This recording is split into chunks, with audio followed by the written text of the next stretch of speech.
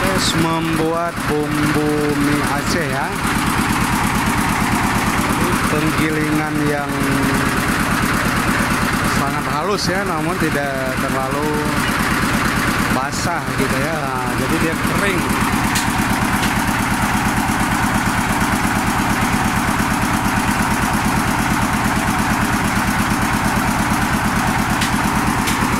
Karena setelah proses penggilingan, bumbu tersebut akan dikeringkan lagi, yaitu menggunakan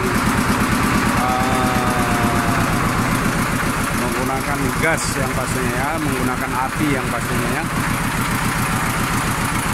Jadi di sini tidak dibutuhkan bumbunya harus cair.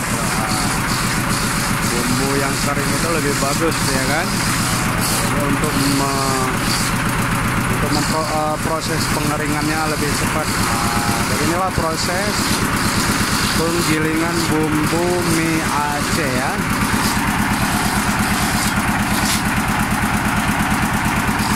Di sini masih banyak bumbu lain yang belum digiling dan menunggu proses untuk penggilingan.